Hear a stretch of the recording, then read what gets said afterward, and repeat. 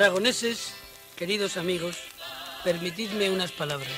Soy Hipólito Gómez de las Rozas, presidente del Partido Aragonés Regionalista. El 8 de mayo tenemos que votar todos. Ahora lo primero es Aragón, no le demos vueltas.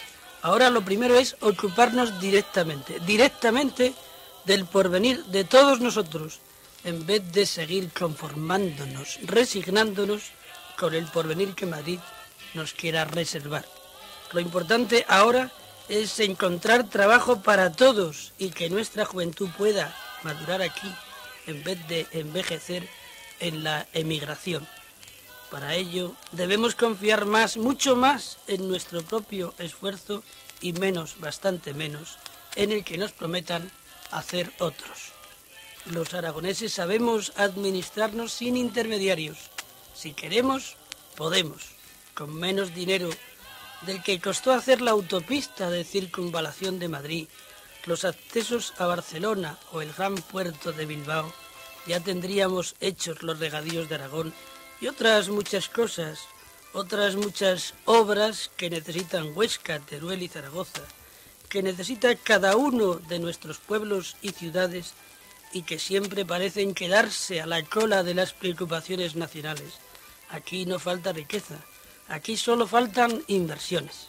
El 8 de mayo debemos elegir entre que nos lo sigan haciendo todo tarde y mal desde Madrid, o ser nosotros los que arreglemos los propios asuntos de Aragón desde Aragón, sin dependencias ni subordinaciones a otros intereses, sin preocuparnos tanto de derechas y de izquierdas, o de izquierdas y derechas y más, mucho más, de la casa común, porque Aragón es la casa común y porque si la casa se cae nos va a coger a todos dentro y ni el patrono se salvará de la ruina sin el obrero, ni el obrero sin el patrón. Muchas veces, sentado en mi solitario pero batallador escaño del Congreso, he pensado en el drama, porque es un drama, de este Aragón que no acaba de unirse para defender lo suyo, lo de todos nosotros cuando en ello nos va la vida. Los aragoneses solo somos el 3% de la población de España. Si no nos unimos, si por lo menos no nos unimos en torno a un partido aragonés, seguirán sin hacernos caso, mande quien mande en Madrid. Por eso os pido vuestro voto.